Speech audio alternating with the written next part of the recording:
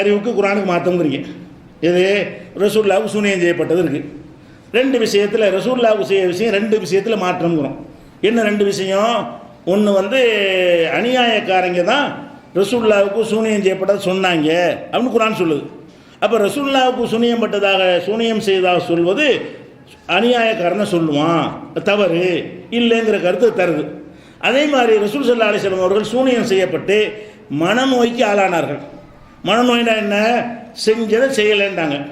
ஒரு தடவை சொன்னால் மறதி, இதுவே நீடித்தால் மனநோய். ஒரு விஷயத்தை நம்மளும் சாப்பிடலன்றுவோம், நான் கொடுக்கலன்றுவோம், கடனை வாங்கிட்டு வாங்கலன்றுவோம். இது ஒரு தடவை சொல்லுவோம், ரெண்டு தடவை சொல்லுவோம். வாங்குகிற எல்லா கடனையும் இல்லைன்றான்னா நோயின்னு அர்த்தம். திண்டுட்டு எப்போ எண்ணெய் கடன் சாப்பிடலங்கிறான். மத்தியானம் நல்லா சாப்பிட்டு வர்றான், சாப்பிட்டியா இல்லை, அடுத்த நாள் கடை இல்லைங்கிறான். நம்ம கண்ணால் பார்த்து சாப்பிட்டத அடுத்த நாள் வந்து இல்லைங்கிறான். அப்போ எப்போ பார்த்தாலும் சாப்பிடுறது மட்டும் மறந்து போயிடும் உனக்கு. அப்படி மறக்குமா? நோய் தான். அப்போ அது மட்டும் தனியாக மறக்காது. அப்படி இருந்தால் அதில் ஏதோ ஒரு கோளாறு இருக்குது, மறதி இருக்குது, மறதிங்கிற நோய், அல்சீமருங்கிற ஒரு நோய் இருக்குது அப்படின்னு கண்டுபிடிக்கிறாங்க. ஒன்று ரெண்டு மறக்கிற பிரச்சனை இல்லை. இப்போ ரசூல் ஸல்லல்லாஹு அலைஹி வஸல்லம் உங்களுக்கு நீங்கள் சொல்கிற ஒரு தடவை மறந்ததா? ஒரு தடவை மறந்தால் அது யூத யாஞ்சன் எல்லாருக்கும் வந்துடும். அது கேட்டால் சாதாரண மறதி. சாதாரண மறதிக்கு என்ன சூனியம் வைக்கணும்? சும்மா வருமாடாது. நான் கேட்குறேன், சாதாரண மறதியா? அது ரசூலுல்லாஹ்வுக்கு வந்தது. மனைவி மாற்றில் போகாமலே போனதாக நினைப்பார்கள், போய் விட்டு போகலை நினைப்பார்கள். குளிப்பு கடமையார் பண்ணுறது அந்த மாதிரி விஷயம். அந்த விஷயத்தை ரசூலுல்லாஹ் மறந்து சும்மா ஒன்று ரெண்டு தடவை மனுஷனுக்கு வரும்ல, அப்படியான மறதி. அப்படியான மறதியே சூனியங்கிற பணி. அப்படியான மறதி உனக்கு வரும் எனக்கு வருமே. இது அப்படியான மறதி இல்லை, சூனியத்தினால் இப்படியே நடந்துக்கிட்டே இருக்குது. இது மனநோய்ங்கிறோம். மனநோய்ங்கிற வார்த்தையை இவங்க சொல்லலை. இதுக்கு அர்த்தம் என்னென்ன? தினம் இப்படி நடந்துக்கிட்டு தான் என்ன அர்த்தம்? அடிக்கடி நடந்தால் என்ன அர்த்தம்? மனநோயின்னு அர்த்தம். இப்போ நபிகள் நாயகம் ஸல்லல்லாஹு அலைஹி வஸல்லம் சூனியம் வைக்கப்பட்டு செஞ்சதாக சொன்னார்கள். இதுதான் ஹதீஸில் உள்ள வாசகம். அப்போ இது வந்து ஒரு தடவை நடந்தது இல்லை, காண இருந்து கொண்டே இருந்தது, மக்கச நீடித்தார்கள் என்ற வாசகம் எல்லாம் புகாரியில் வரக்கூடிய அந்த ஹதீஸில் வருகிறது. அப்போ மனநோயின்னு வரும்போது குரான் சொல்லுகிறது ரசூலுல்லாஹ்வுக்கு மனநோய் கிடையாது. மின் ஜின்னா மாபி சாஹிபிக்கும் மின் ஜின்னா, உங்களுடைய தோழராகிய முகமதுக்கு எந்த விதமான மனநோயும் இல்லை குரான் சொல்லுது. எந்த வகையான மனநோய்? ஜின்னத்தின் மனநோய் மின்னு போட்டோம்னா எந்த வகையான அர்த்தம் வந்துடும். மின் ஜின்னத்தின் எந்த வகையான மனநோயும் இல்லை. முத்தி போன பைத்தியம் மட்டும் இல்லை, சாதாரண மனநோய் கூட அவருக்கு இல்லை அப்படின்னு நல்லா சொல்லி காட்டுறோம். அப்போ இதெல்லாம் சொல்லி பார்க்கும்போது இப்படி மாற்றம்னு சொல்கிறோம்ல. இதுக்கு கேட்குறாங்க, உங்கள் அறிவுக்கு அது தப்புன்னு தெரியுது, எங்கள் அறிவுக்கு முரணா தெரியல பெண்ணு அப்படின்னு கேட்குறாங்க. என்ன பதில்? இதுக்கு என்ன பதில்னு கேட்டால், முரணா இல்லைன்னு வாதம் பண்ண முடியலை. இந்த வகையில் முரண் இல்லைன்னு எடுத்து வைக்கணும். உங்கள் அறிவுக்கு அது முரணா தெரிந்தால் எங்களுக்கும் தெரிய வேண்டுமா? சரி, முரண் எப்படி இல்லைன்னு விளக்கு, என்னை ஓம்ப வச்சு கொண்டு போ, இது பதிலாகாது. அப்போ இந்த வாதம் உங்கள் அறிவு சரியாக இருக்கும் என்ன உத்தரவாதம்? ஒரு உத்தரவாதம் இல்லை. ஆர்குமெண்ட் பண்ணால் தெரிஞ்சு போயிடும், அவ்வளோதான். எங்கே நாங்கள் செஞ்சபடி இருக்குதா, நீ சொன்னபடி பேசி உட்காந்து பேசுவோம். மூணண்டு நான் சொல்கிறேன், மூணண்டுக்கு பதிலை சொல்லு, பதில் புறம் உலகளாக இருக்கிறது. இது மாதிரி ஒரு கேள்வி வைக்கிறாங்க. அப்படி இப்படி கேட்டோம்னு சொன்னால், இது வைக்கிற ஆளுக்கு யாருன்னு கேட்டால் இந்த ஹதீஸ் காப்பாளர்னு சொல்கிறாங்கல்ல, குரான் மறுப்பாளர்கள் சில இவங்க தான் சொல்கிறாங்க. அவங்கள்ட்ட நம்ம கேட்குறோம், இதே கேள்வியை மதுகப்புக்காரன் சொன்னால் நீ என்ன சொல்லுவேன்? மதுகப்புக்காரன் என்ன சொல்கிறான்? உங்களுக்கு மதுகப்பு தப்புன்னு தெரியுது, எங்களுக்கு மதுகப்பு சரின்னு தெரியுது, உங்களுக்கு தப்புன்னு தெரியுது, எங்களுக்கு தெரியணுமா? தர்கா வணங்குறவங்க கேட்குறான், தர்கா வணங்குற உனக்கு தப்புன்னு தெரியுது, உனக்கு தப்புன்னு தெரியுது, எனக்கு தெரியணுமா? அப்படின்னு ஒரு கபடி கேட்டால் என்ன பேர் சொல்லுவ நீ?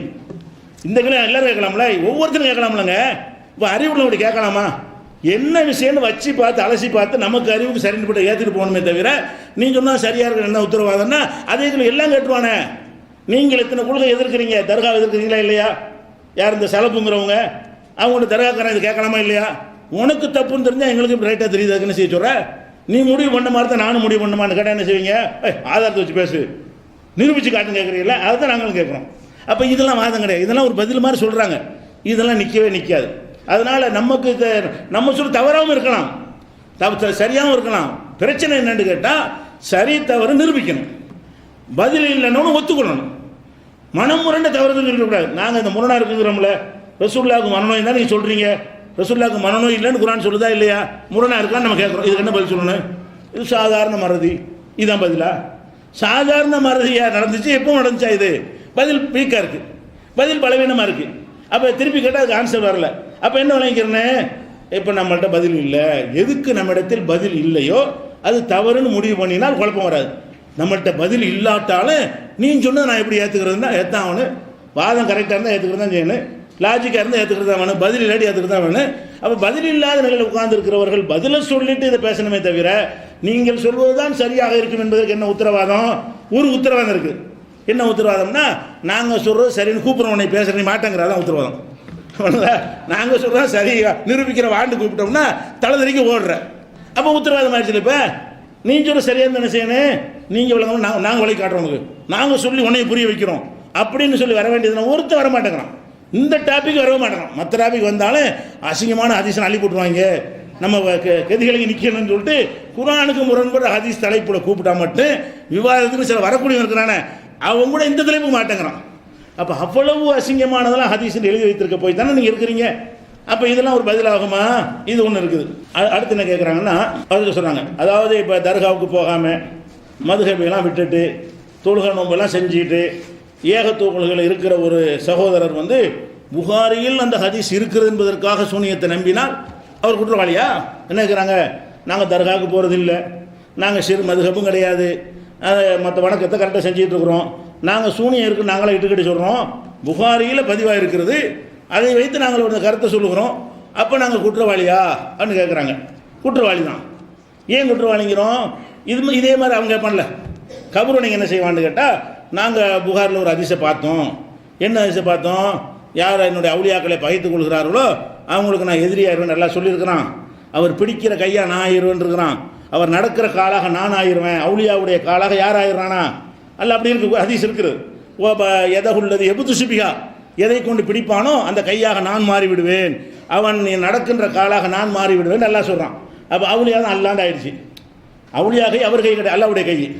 அவுலியாவுடைய காலு அல்லாவுடைய காலு அப்படின்னு ஒரு ஹதீஸ் வருதுன்னு சொல்லி கபூர் வணங்கி நாங்களும் இந்த ஹதீஸில் இருக்குது என்பதற்காக வேண்டி அவுலியா வணங்கினா இப்படி குற்றம் அவனு கேட்டான்னு சொல்வார். ஹதீஸ் புகாரில் இருக்குங்கிறதுக்காக நீ செய்யலாங்கிறிய, அவனும் புகாரில் இருக்குன்னு ஒரு ஹதீஸை காட்டி நான் பிடிக்கிற கையாயிரம் நடக்கிற காலாயிரம்னு சொன்னால் அவன் ஹதீஸில் இருக்கு நம்புறானே, அவன் சிறுக்குன்னு சொல்லிடுவியா? அப்போ அவன் சொல்கிற விளக்கம் தவறுன்னு சொல்லி விலைக்கு சிறுக்குன்னு நிரூபிக்கணுமா? அதை விட்டுவிட்டு அவன் ஒரு ஹதீஸை வைத்து சொல்கிறான், இவன் ஒரு ஹதீஸை சொல்கிறான்னா எவனையும் பேச முடியாத. இப்போ எல்லாம் 72 சரியாக போயிருமாண்டேன். ஒவ்வொருத்தனும் வழிகட்டவன்லாம் ஏதோ ஹதீஸ் இல்லாமல் செய்கிறாங்கிறீங்க. ஹதீஸை எடுத்துக்கிறோம், ஒன்று தவறான ஹதீஸாக இருக்கும், அல்ல ஹதீஸுக்கு தவறான விளக்கம் கொடுப்பான். ஒரு ஆயத்தை எடுத்துக்கிறோம், நீ எரியும் போது நீ எரியவில்லை நான் தான் எரிஞ்சேங்கிறான். இல்லை அந்த உகது போரில் என்ன செய்கிறான், அந்த கல்லை விட்டு எறிவாங்கல்ல, ஏறும்போது எதிரிகளுடைய கண்ணிலாம் அந்த மண்ணு படும். அப்போ அதில் என்ன செய்கிறான்னு கேட்டால், ஒமா ரமைத்த இது ரமைத்த உலாக்கின் அல்லாஹரமா, நீ எரியும் போது நீ எரியவில்லை அல்லாவாய் நான் தான் எரிஞ்சேங்கிறான். இப்போ ரசூல்லா எரிஞ்சதை மண்ணள்ளி எரிஞ்சதை நான் எரிஞ்சேங்கிறான். இதை வச்சுக்கிட்டு யார் இந்த தரிக்கா காரணம் என்ன செய்கிறாங்க, அல்லா தான் ரசூல், ரசூல் தான் அல்லா. ஏன் ரசூலுல்லா மண்ணை எரிஞ்சதை நான் எரிஞ்சேன்னு அல்லா சொல்கிறான், அவன் குர்ஆனை வச்சு தான் சொல்கிறான். அப்போ உன் வாதப்படி நாங்கள் புகாரில் இருக்குன்று தானே நாங்கள் நம்பினோம், அதே மாதிரி அவன் என்ன செய்வான், குர்ஆனில் இருக்குன்று தானே நாங்கள் அல்லாவும் ரசூல் ஒன்றுன்னு சொன்னோம் அப்படின்னு சொன்னால் அவன் பதில் என்ன உனக்கு? ஆய்வு பண்ணுறான்னு சொல்லுவீல, அந்த அர்த்தம் இல்லைடா, இந்த வசனத்தெல்லாம் பாருங்க இல்லை, ஒட்டுமொத்த குர்ஆனுடைய சாராம்சத்தை பாருங்க அப்போ மட்டும் பேசுவீங்கல்ல, அந்த பேச்சை இதுக்கும் பேசுங்க, சரியா பெரும் பதில். அப்போ புகாரில் இருக்குங்கிறதுக்காக வேண்டி குர்ஆனுக்கு மாற்ற மருந்து ஏற்றுக்குறீங்களா? அப்போ திருப்பி நல்லா ஒன்று கட்டணும் வைங்களேன், குர்ஆனில் நான் சொல்லியிருக்கிறேன் அதுக்கு மாற்றமாக நீ ஏன்டா புகாரில் உள்ள எடுத்து நல்லா கட்டணும்னு சொல்லுவீங்க. குர்ஆனுங்கிற கன்ஃபார்ம் ஆனது, புகாரிங்கிற சந்தேகத்துக்குரியது, அதோட ஒப்பிட்டு பார்த்தா குர்ஆனுக்கு மாற்றமாக இருக்கிறனால சந்தேகம் கூடி போயிடுச்சு.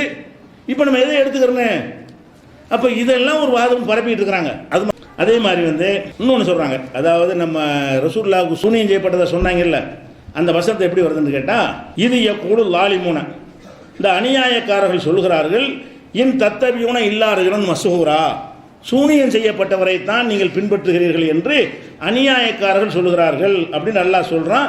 இது இஸ்ரா 17வது சூறாவில் 47வது வசனத்தில் இருக்கிறது சொல்லிவிட்டோம். இதில் எதிர்கேள்வி கேட்குறாங்க, அவன் அது மட்டும் சொல்லவில்லை, இன்னொன்றும் சொன்னான்.